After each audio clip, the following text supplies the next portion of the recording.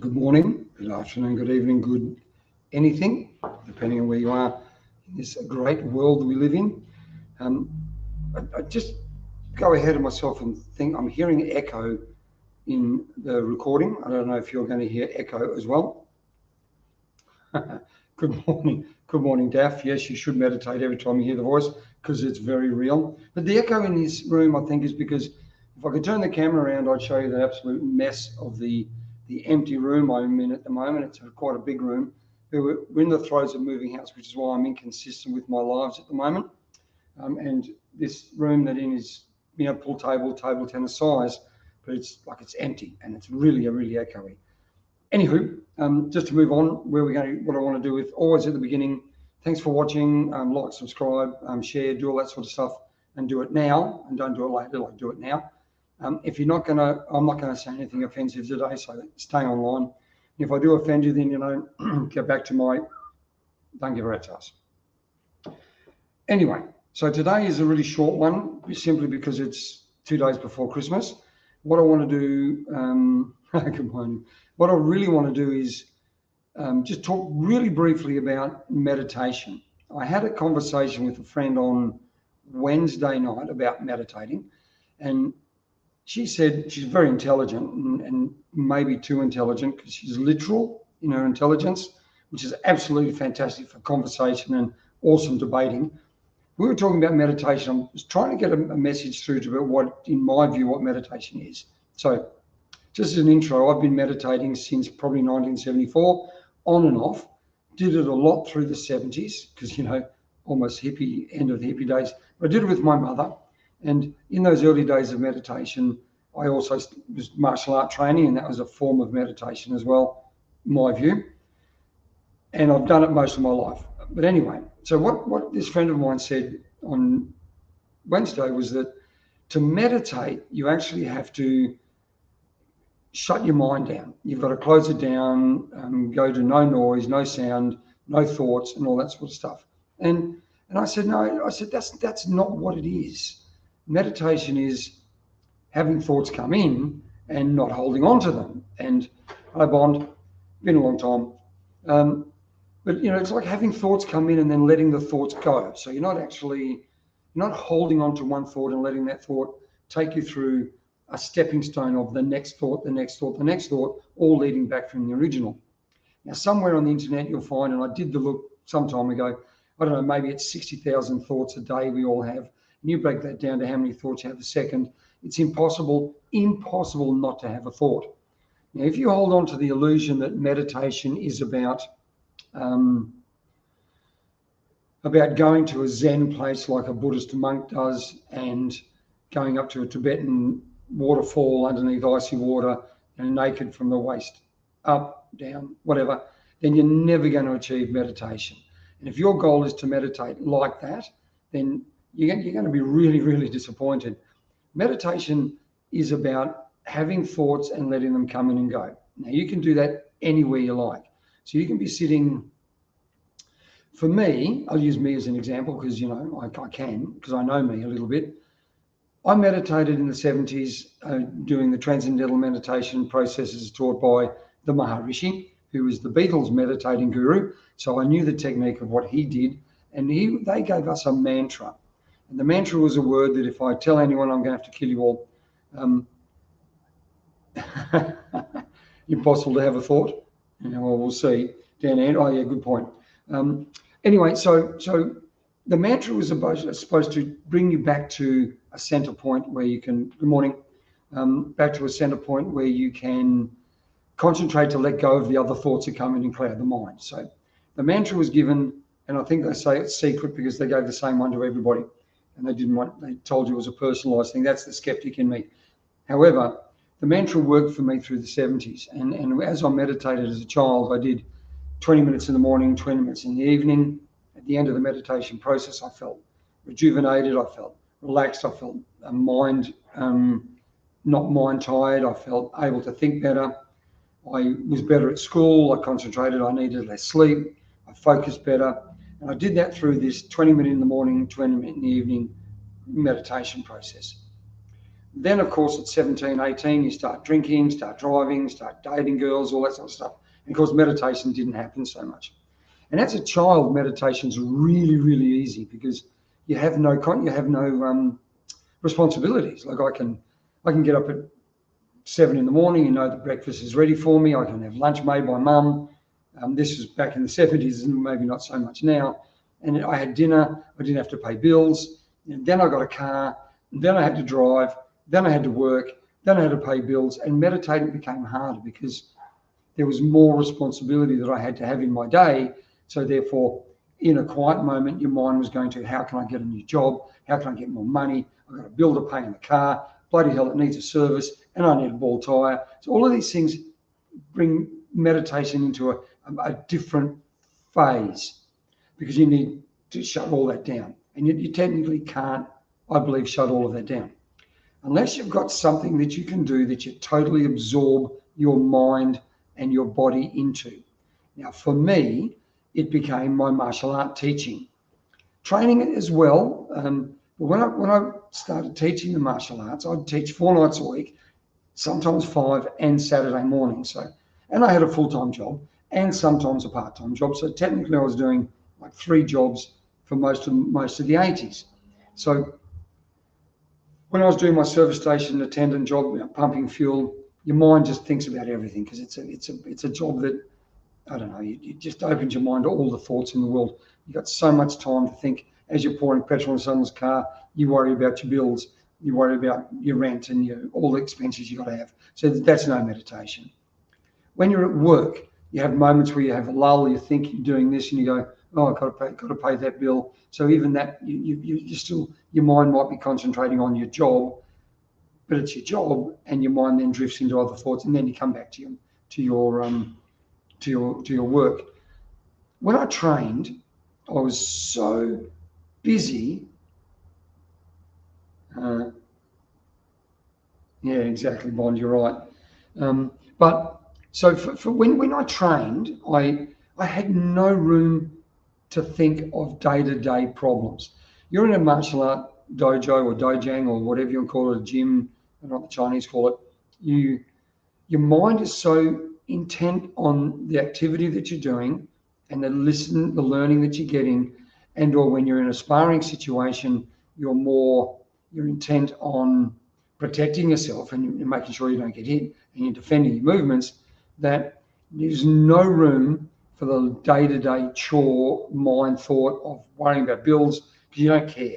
You're in this adrenaline-driven place where your mind is so absorbed in protection and or training that everything's gone. That's what meditation is. So every training session I went into, and they were about an hour long in those days, I meditated 5 nights a week for an hour. Every time I taught and every time I trained, I was not only physically training to get fit and healthy, my mind was shut down from the day-to-day grind. So I was meditating. I was meditating in my physical activity. Now, let's say you might really enjoy and get meditative relaxation from knitting. Right? So you sit there and when you knit, you're in a creative mind and your mind's thinking about purl 1, stitch 1, I think that's the words, round the corner, over the top. You're trying to get all of that happening in your mind and there's no room for anything else. When you finish knitting and you put the thing down on the ground, you go, wow, that looks great. And you feel good and you've got a smile on your face and you've accomplished that little task of getting 10 rows done or whatever it might be. So for my mind, in that moment or in those moments of knitting, you were meditating. You weren't thinking about anything. You weren't worried about anything. You were just focused on that one thing, which in the transcendental meditation mindset, that was your mantra. Your knitting was your mantra. My martial art training was my mantra. Some people have their mantra. We had people pressure washing the concrete out here the other day, and this man was just moving his machine in a rhythmic process. And even though he could be thinking about other things, if he wanted to, he could use that as his mantra. And he could just be doing that, just moving all over the concrete. And you could see the meditative state that could give. Cleaning a pool can do it. Mowing a lawn can do it. Building something in your workshop can give you that meditative state where you're focusing intently on making a chair or a cupboard or a drawer or a child's toy. It doesn't matter what it is. And your mind's focused on this one thing, this intent to build that, to have that happening. And if you then are in that position when you finish the job and you go, oh, I feel great, then you've been meditating for however long it might be. Now, that's the goal, to help you cleanse your mind of all the shit and the stress and the worries in your life, is to have that meditative goal. Now, it could simply be anything I've just mentioned. It could be that you want to sit cross-legged on a chair and listen to a guided meditation from someone to shut down the mind. The problem with the guided meditation is it's not your shutting down, it's someone else telling you to shut down, and it's their influence in that. So as much as I know a lot of people do guided meditation because it seriously helps, it's probably better to have a rhythmic beat of a, I don't know, like a 60 beats per minute, boom, with a little bit of music, a soft, gentle music in the background, and you focus on the beat. Focusing on that beat will then lower your heart rate, which then gives you a better position of pumping everything through your body, and then you come out of that in the same state. But there's no words dictating ways that you can do it. So as they came out from the Wednesday conversation, in her mind, it was, if you don't do it the way they tell you to do it, you're going into a state with the raindrops on your head or a mantra or whatever it might be, then you're not really meditating, then you're never going to reach nirvana. You're never going to reach that actual bliss state. So for me, in this world today, as I get older and older and older, with the more responsibilities I have, it's so much harder to get into that, shut your mind down to no noise, to make meditation even slightly possible. So as we adapt and we evolve and we change, we don't live in Tibet. We are not people who don't have responsibility, like a lot of the gurus in India and like a lot of the Tibetan monks who teach us how to meditate. They don't have care. They don't have responsibility. They've got people who care for them. They've got the people who look after their food and look after their power and look after their transport and look after all of their basic needs. So all they have to do is sit down and do nothing. So it's actually, because they have no care, it's easy for them to say to you or me, the only way you can get to a nirvana state is by dropping all of your care. And that's easy for them because they have no care. They are like children. They are so much like the innocent child who tell us in meditation that your goal is to go back to that innocent child state. You know, the fact is, guys, we can't do that unless we become Indian gurus or we live in Tibet as a Buddhist monk, and we shave our golden locks, you know, which is not going to happen. So knowing that that's not going to happen, knowing that I can't live in Tibet and I know that I have care and responsibilities, I actually have to make my meditation suit where I am and the dynamic I live in. A meditative state is where you place yourself that when you come out of it, you feel relaxed and rejuvenated. Some people can do it in a gym, going, pumping iron, running. It doesn't matter what it is. So don't let anybody, anywhere, anytime, or any place tell you that you have to meditate this way and only this way for you to achieve that goal, because that is just not the way it is. You meditate in the way that when you finish an activity, you feel refreshed. And that is, and you'll know it when it happens. Your body feels good and your mind feels alert and more awake. And don't do it artificially, guys. You know, psilocybin's in. That's not genuine meditation. That's a drug-induced state. It's not the same. People like to think that it is, but it's not the same.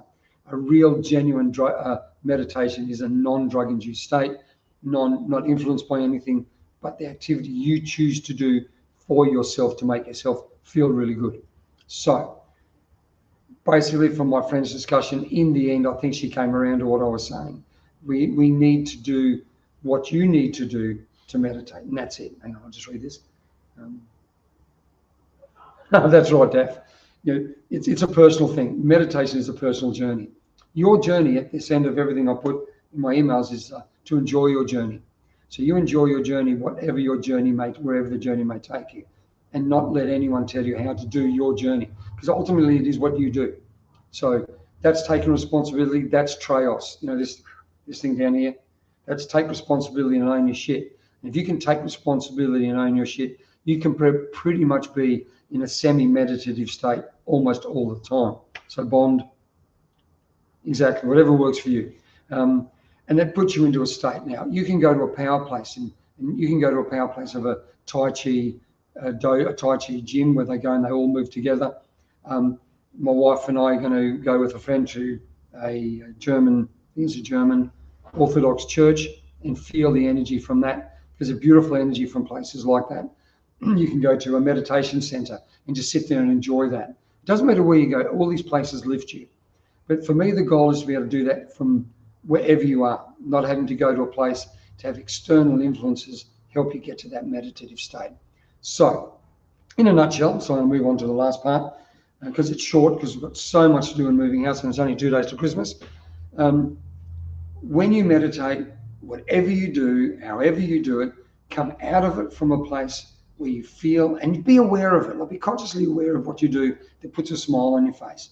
And if you've been doing something that you just go, wow, I feel good, find out what it was that you did that made you do that.